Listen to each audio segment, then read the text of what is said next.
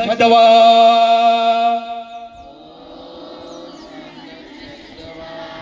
स्वबद्धवा सोव मानसी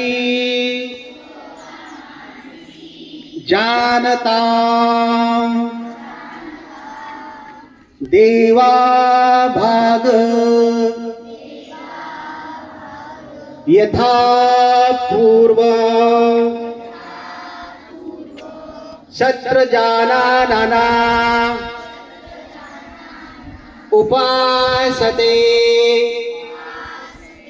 ही अशी 2 मिनिटाची प्रार्थना आपण म्हणलेली आहे आणि त्याचा अर्थ मी या ठिकाणी सांगणार आहे ते ऐका।